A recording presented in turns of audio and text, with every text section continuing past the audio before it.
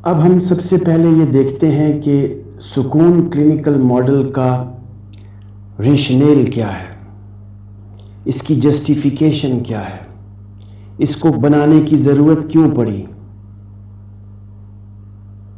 تو اس کا ایک آسان اور مختصر جواب تو یہ ہے کہ جب سگمنڈ فرائیڈ نے سائیکو ڈائنامک پرسپیکٹو دے دیا تو اس کے بعد پھر بیہیویئرل پرسپیکٹو اور ہیومنسٹک پرسپیکٹو اور پازیٹیو پرسپیکٹو اور میڈیکل پرسپیکٹو اور یہ دوسرے ایکسپریسو آرٹ پرسپیکٹوز، یہ سارے بنانے کی ضرورت کیوں پیش آئی۔ تو یہ تو ایک آسان اور مختصر جواب ہے اس سوال کا کہ سکون کلینکل ماڈل کیوں بنایا آپ نے۔ تو میں نے اس کا ایک آسان سا جواب دے دیا کہ باقیوں نے بھی باقی ماڈل ڈیولپ کیے ہیں تو انہوں نے کیوں کیے ہیں۔ بندہ پرور آپ ہی فرمائیے، ہم برے ٹھہرے تو اچھا کون ہے۔ لیکن یہ ایک جواب جو میں نے دیا یہ ازراہ مذاق، یہ کوئی سائنسی جواب نہیں تھا، لیکن جواب یہ بھی بہت ویلڈ ہے۔ اب سائنسی جواب اس کا درجہ بدرجہ میں دینے کی کوشش کرتا ہوں۔ کچھ حقائق ہیں جو بنیاد بنے ہیں سکون کلینکل ماڈل کی ڈیولپمنٹ کے، کچھ نالج گیپ پایا ہے میں نے، کچھ پریکٹس میں لوپ ہولز نظر آئے ہیں مجھے پاکستان میں، جن کی بنیادوں پر میں نے اس کلینکل ماڈل کی بنیاد رکھی ہے۔ تو وہ کون سے گیپس ہیں ان کو ہم ون بائی ون دیکھتے ہیں۔ سب سے پہلے جو میں نے پہلے بھی عرض کیا کہ لوگ ایسا نہیں کہ نفسیاتی مسائل سے دوچار نہیں ہیں، لوگ دوچار ہیں۔ دنیا کی 30 سے 50% آبادی کسی نہ کسی نفسیاتی مسئلے کا شکار ہے، لیکن ان میں سے صرف 1/3 آبادی سائیکولوجیکل ہیلپ تلاش کرنے کی کوشش کرتی ہے۔ باقی لوگ مختلف انڈیجنس خود ساختہ حربے آزماتے ہیں اور اپنے نفسیاتی مسائل کو حل کرنے کی کوشش کرتے ہیں۔ بہت سے لوگ نفسیاتی مسائل کو جسمانی بیماریوں کے پردے میں چھپا دیتے ہیں۔ جب ان کو کوئی نفسیاتی فار ایگزامپل سیڈنس ہو، غمگینی ہو، تو وہ اس کو کسی نہ کسی میڈیکل سمپٹمز میں کور اپ کرنے کی کوشش کرتے ہیں اور ڈاکٹر کو جا کے یہ کہتے ہیں کہ شاید ہماری نیند پوری نہیں ہو رہی یا ہمارے سر میں درد ہوتا ہے، اس وجہ سے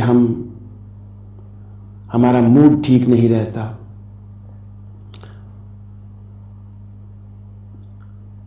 ایکسپلیسٹلی کوئی بھی یہ نہیں کہتا کہ میں نفسیاتی مسائل کا شکار ہوں، یہ کہنا بہت جرأت کا کام ہے۔ تو سائیکولوجیکل پرابلمز ایک ٹیبو سمجھی جاتی ہیں ہمارے معاشرے میں، وہ دنیا بھر میں تقریباً، دنیا بھی اس ٹیبو سے باہر نہیں نکلی۔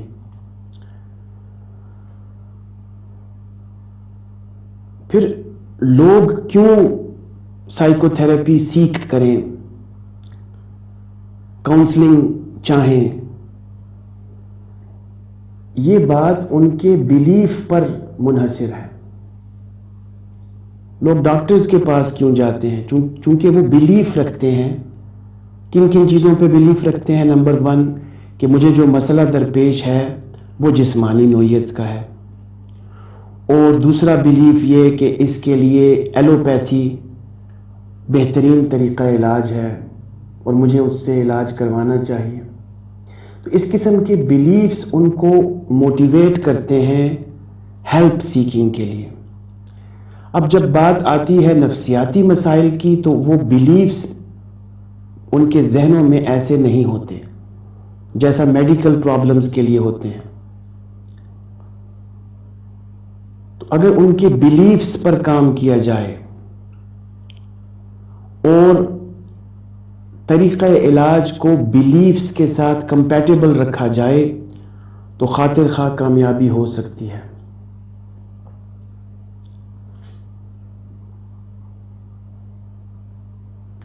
یہ جو بلیفز ہیں لوگوں کے نفسیاتی مسائل سے متعلق، یہ کلچر ٹو کلچر ویری کرتے ہیں۔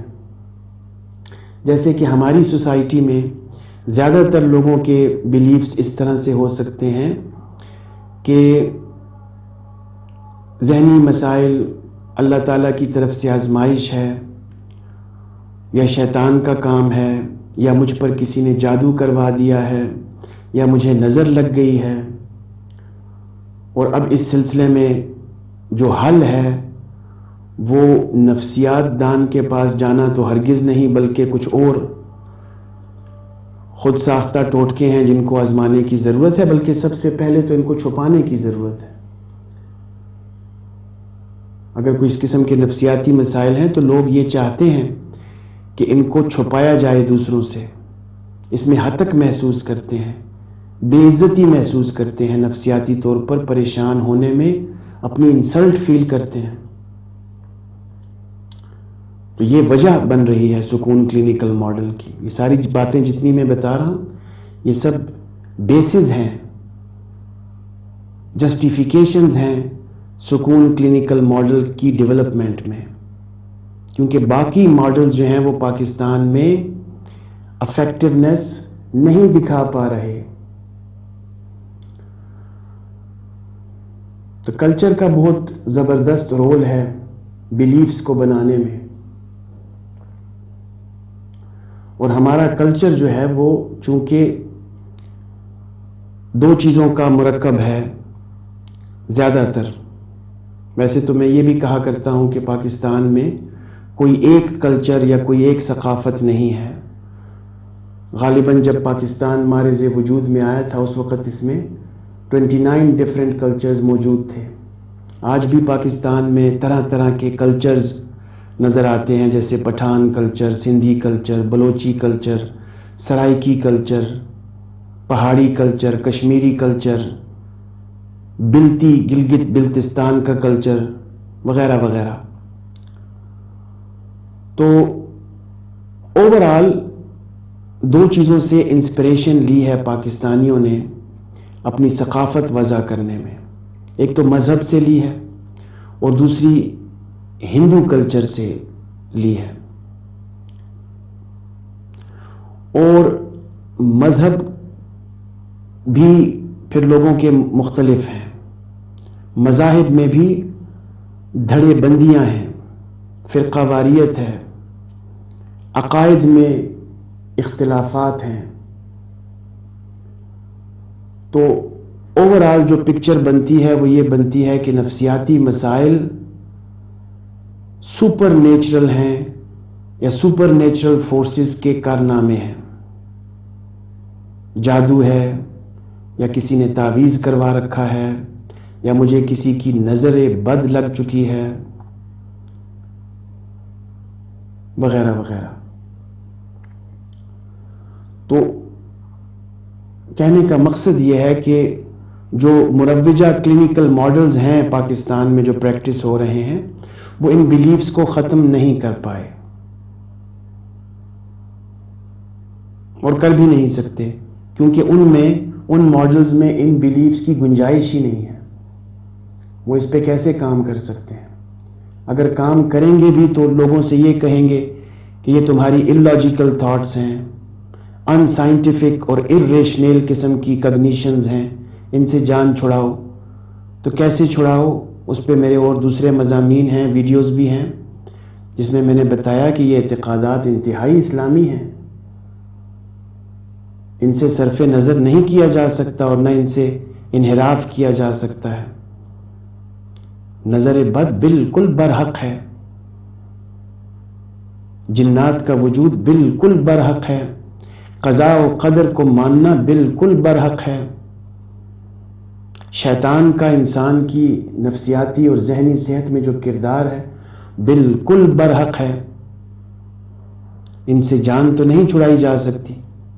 تو یہ وہ وجوہات ہیں جن کی وجہ سے سکون ماڈل ڈیولپ ہو رہا ہے۔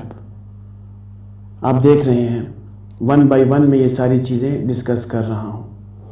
پھر دنیا میں بہت سی تحقیقات ایسی ہیں جنہوں نے یہ بتایا کہ مذہب اور ماڈرن کلینکل سائیکالوجی میں ایک چپقلش چلتی آ رہی ہے. جب سے ماڈرن کلینکل سائیکالوجی وجود میں آئی ہے سگمنڈ فرائڈ سے، تب سے مذہب اور مغربی نفسیات کی آپس میں ایک چپقلش، ایک اینیمیٹی چلتی آ رہی ہے، جس کو سٹارٹ سگمنڈ فرائڈ نے کیا. اس نے مذہب کو نیوروسس کہا، اور اس کے بعد جتنے بھی سائیکیٹرسٹ گزرے ہیں، اس پہ سائنٹیفک سٹڈیز ہیں کہ موسٹلی سائیکیٹرسٹس ایتھیسٹس ہوتے تھے. اب اس چیز میں آج کل تھوڑی سی کمی آ رہی ہے پازیٹیو سائیکالوجی کے بننے کی وجہ سے، سیلیگمین کی وجہ سے، اور سائیکالوجی میں پازیٹیو سائیکالوجی کی جو خدمات ہیں ان کی وجہ سے اب اس چیز میں کمی آ رہی ہے کہ بہت سے نفسیات دان اب مذہب سے متنفر نہیں ہیں. ورنہ پازیٹیو سائیکالوجی سے پہلے بہت سی تحقیقات میں یہ بات ثابت ہوئی کہ سائیکو تھراپسٹس اور سائیکیٹرسٹس مذہبی ہرگز نہیں تھے اور مذہب سے متنفر بھی تھے.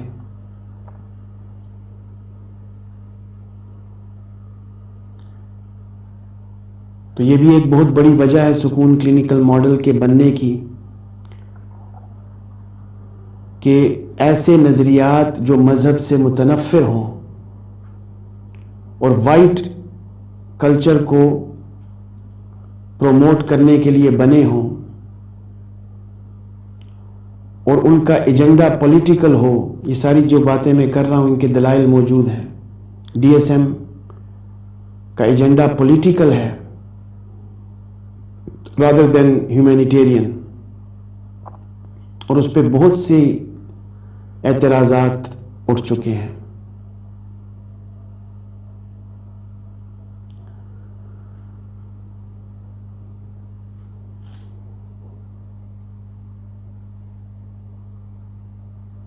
تو جو اسلام کے بنیادی اعتقادات ہیں اور مسلمانوں کے نظریات ہیں وہ ماڈرن کلینکل سائیکالوجی کے نظریات سے مختلف ہیں. مثال کے طور پر اگر کوئی سائیکو تھراپسٹ ویسٹرن سوچ کا حامل ہے اور وہ سائیکو اینالسٹ ہے یا وہ بیہیویئرسٹ ہے یا وہ ہیومنسٹک ہے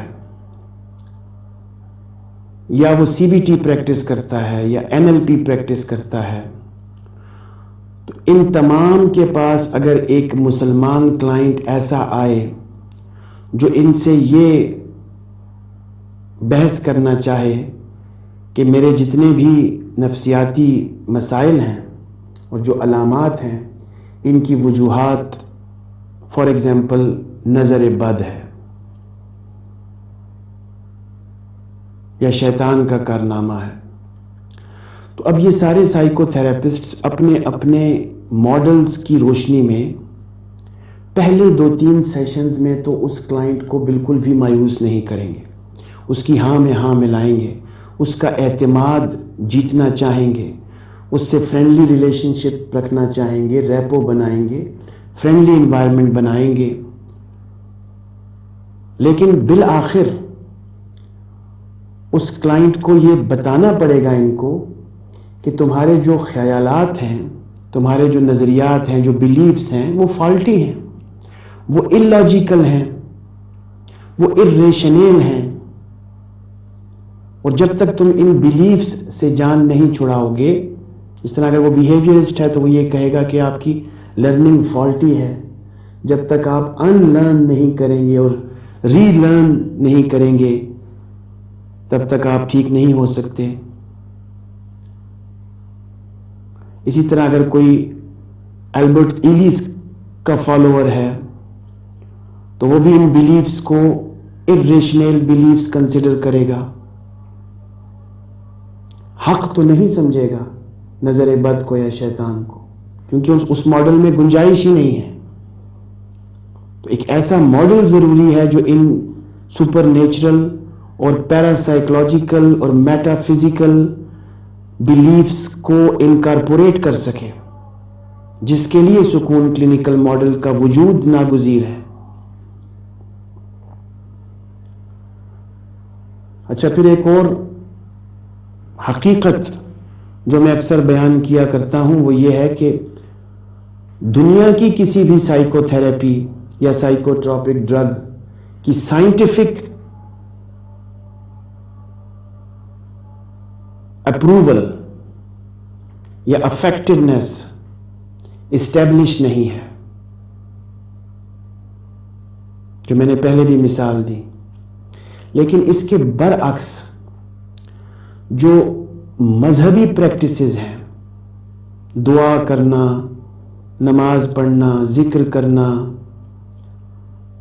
مندر میں جانا، چرچ میں جانا، اور اپنے اپنے جو لوگوں کے مذاہب ہیں ان کی جو پریکٹسز ہیں، ان پر تحقیقات کا ڈھیر لگا ہوا ہے، ان کی افیکٹونیس، اور دو طرح سے ثابت کی ہے افیکٹونیس ریلیجس پریکٹسز کی ریسرچرز نے۔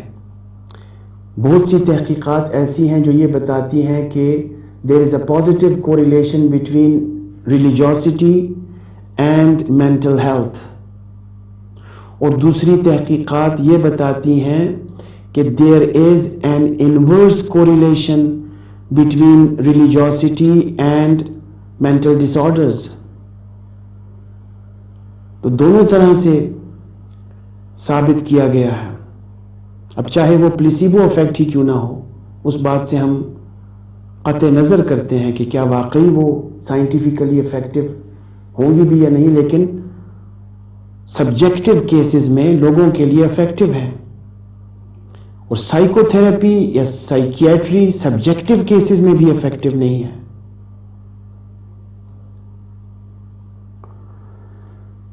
اس کا میں نے یہ استدلال یہاں سے یہ کر رہا ہوں کہ لوگ مذہبی عبادات کی طرف زیادہ انکلائن ہیں بنسبت سائیکو تھراپی کے، ان میں چارم زیادہ لگتا ہے لوگوں کو۔ پھر اس کے بعد میں نے یہ بھی دیکھا کہ کیا واقعی اسلام بذات خود نفسیاتی مسائل کو نہیں مانتا، یا نفسیاتی مسائل کا علاج کروانے کو برا سمجھتا ہے؟ کیا واقعی ایسا ہے؟ تو تحقیق کرنے پر پتہ چلا کہ ایسا بالکل بھی نہیں ہے، بلکہ کچھ عجیب اور حوصلہ آور، ہمت افزا حقائق سے پردہ اٹھا، اور یہ پتہ چلا کہ نفسیاتی مسائل کو دریافت کرنے کا اور ان کی تشخیص کرنے کا سہرا تو سجدہ ہی مسلمان سائنٹسٹس کے سر پہ ہے۔ جیسا کہ بہت سی میڈیکل پرابلمز کا سہرا، جس طرح بیکٹیریا ہے ایویسینا کے ساتھ ایسوسیٹڈ، اور ایویسینا کی کینن آف میڈیسن جو 600 سال تک لندن کالج آف میڈیسن میں ایز سیلیبس پڑھائی جاتی رہی۔ تو اسی طرح سے جب میں نے تحقیق کی تو پتہ چلا کہ دنیا کے پہلے جو سائیکیٹرک ہاسپیٹلز تھے وہ بغداد میں اور کائرو میں اور دمشق میں بنے۔ 14ویں صدی میں جو قاہرہ میں ایک دماغی امراض کا ہسپتال بنا، مسلمانوں نے بنایا، اس میں 8000 مریضوں کی گنجائش تھی، اور اس میں ایک تحقیقی شعبہ بھی تھا جو دماغی امراض پر تحقیق کرتا تھا۔ پھر مسلمان سائنسدانوں نے کتابیں لکھی ہیں نفسیاتی اور دماغی امراض پر۔ یہ جو میں نے کتاب کا حوالہ دیا، کینن آف میڈیسن، ایویسینا کی، اس میں پورا چیپٹر ہے سائیکیٹرک پرابلمز کا۔ پھر حضرت امام غزالی کی کتاب ہے مکاشفۃ القلوب، جس میں انہوں نے سیر حاصل بحث کی ہے نفسیاتی۔ اب مسئلہ یہ ہے کہ یہ جو نفسیاتی مسائل میں آج 2020 میں کہہ رہا ہوں، نفسیاتی مسائل، مینٹل ڈس آرڈرز، ذہنی امراض، تو ہو سکتا ہے کہ یہ ٹرمز ان وقتوں میں استعمال نہ ہوتی ہوں اور ہونی بھی نہیں چاہیے. دیکھیں، ہم کہتے ہیں نفسیاتی مسائل، تو نفسیاتی مسائل کا کامن سینس یہ ہے کہ نفسیاتی مسائل نفس کے مسائل ہیں، اور ہم پڑھتے بھی نفسیات ہیں.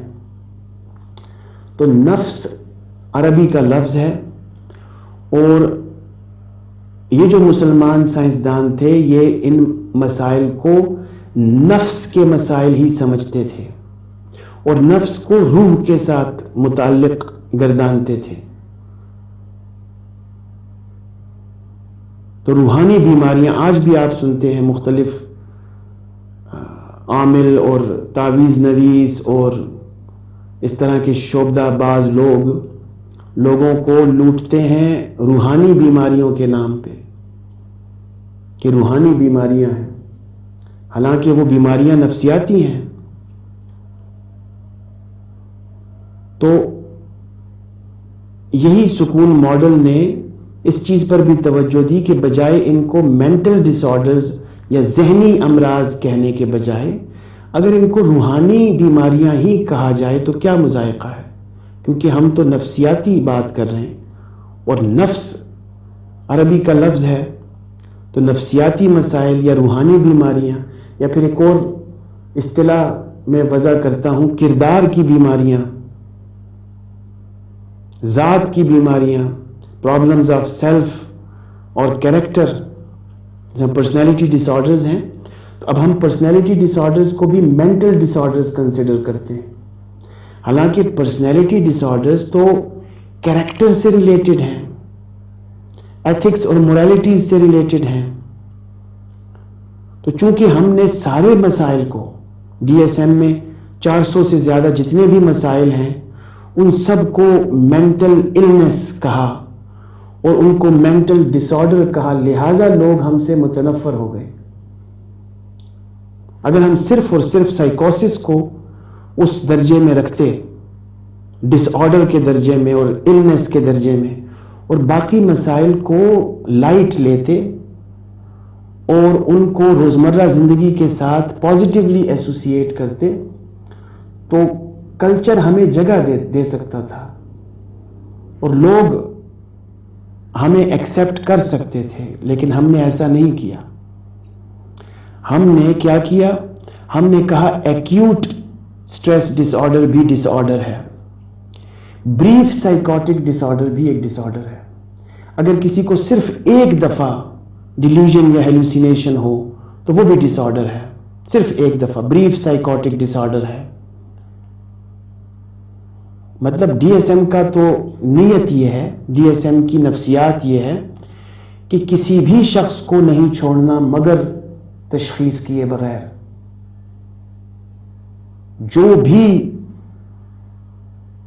مریض یا کلائنٹ تشریف لائے اس میں سے زیادہ مسائل کا استخراج ڈی ایس ایم کی نفسیات ہے.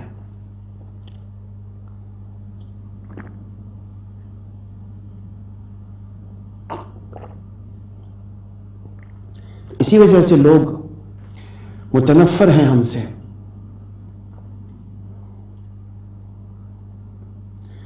تو پھر مسلمانوں کو بھی ذہنی مسائل ہوتے تھے اور ہوتے ہیں. ایسا نہیں ہے کہ اسلام نے یہ کہا ہو کہ نفسیات دان کے پاس نہیں جانا یا نفسیاتی مسائل نہیں ہوتے، ایسی کوئی بات نہیں. اسلام یہ چاہتا ہے کہ مسائل چاہے نفسیاتی ہوں چاہے جسمانی ہوں، سب سے پہلے اللہ کی طرف رجوع کیا جائے، مسبب سے رجوع کیا جائے اور اس کے بعد اسباب کو پکڑا جائے. تو اس سلسلے میں میرا ایک مضمون ہے ذہنی اور نفسیاتی صحت سے متعلق عقائد پر قرآنی حوالہ جات. تو اس میں نے تفصیل سے یہ بحث کی ہے کہ مسلمان کے ذہنی صحت اور نفسیاتی صحت سے متعلقہ عقائد قرآن کی روشنی میں کیا ہونے چاہیے.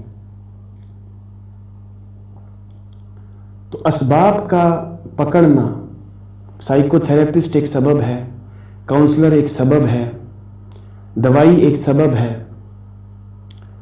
तो इनका पकड़ना कोई गुनाह की बात नहीं, मगर इनको इस्लामिक बुनियादी बिलीफ्स से मावरा नहीं समझना चाहिए। मुसलमान को यह समझना चाहिए कि सर दर्द की गोली में ले तो रहा हूं, लेकिन तासीर गोली में नहीं है, शिफा गोली में नहीं है, शिफा अल्लाह ने देनी है। अब ये कहां हमारा बिलीफ रहा? हमारा फोकस तो गोली के मिलीग्राम्स पे है कि जितना मिलीग्राम इफेक्टिव होगा उतनी गोली इफेक्टिव होगी। तो वो जो मजमून है मेरा, उस पे वीडियो भी है, इंसान की ज़हनी व नफ्सियाती सेहत से मुताल्लिक़ अक़ायद पर कुरानी हवाला जात, वो भी ज़रूर देखिए।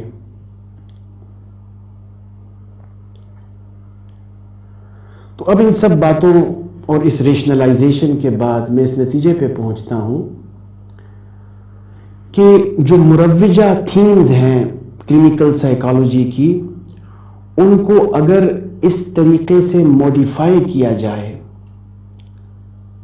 कि वो पाकिस्तानी इस्लामिक कल्चर में रच बस सकें,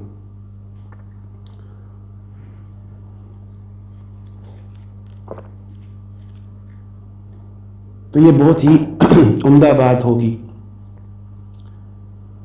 अगर लोगों के बिलीफ्स को कंपैटिबल किया जाए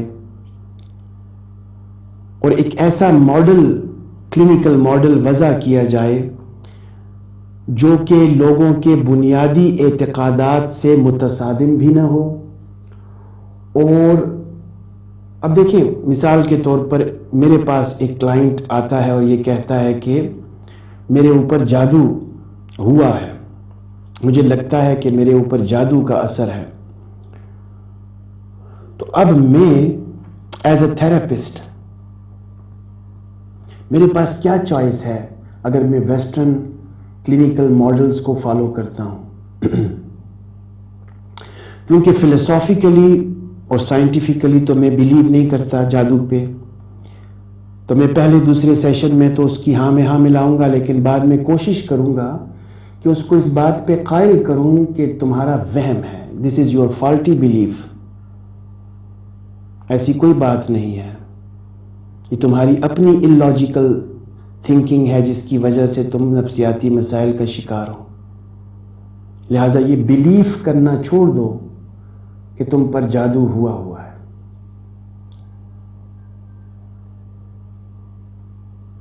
तो अब ये क्लाइंट मेरी वजह से, मेरे दलाइल से क्या अपना बिलीफ छोड़ेगा?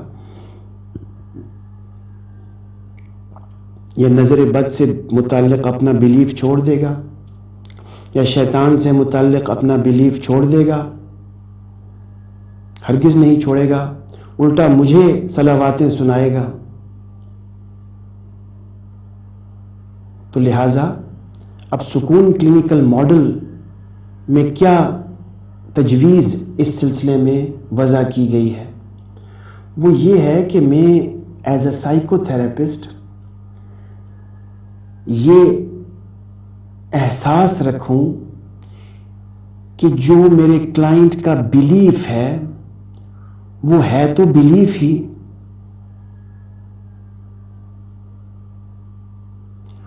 और उस बिलीफ को मैं कैसे मॉडिफाई करूं ताकि उसके नफ्सियाती मसाइल ख़त्म हो सकें, बजाय इसके कि मैं उसके बिलीफ को ना मानूं, उसको क्रिटिसाइज करूं। मैं क्यों ना उसी बिलीफ को as an agent of change use करूं, उसी के क्लाइंट के उसी बिलीफ को उसी के खिलाफ इस्तेमाल करूं। तो इसके लिए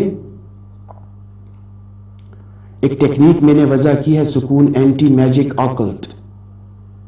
اس پر اگر تفصیلی گفتگو ہوئی تو میں اس کی تفصیلات پر بھی روشنی ڈالوں گا. تو اب تک کی بحث کا لب لباب یہ ہے کہ پاکستانی معاشرے میں اور پاکستانی مسلمان اور عیسائی کلائنٹس کے ساتھ سائیکو تھراپی پریکٹس کرنے کے لیے western based clinical models flop ہیں اور ایک نئے کلینکل ماڈل کی از حد شدید ضرورت ہے جو کہ لوگوں کے اعتقادات پر مبنی ہو اور لوگوں کو نفسیاتی مسائل سے نجات دلانے میں اپنا کردار ادا کرے. اسی سلسلے میں اب متعارف کرواؤں گا آپ سے سکون کلینکل ماڈل.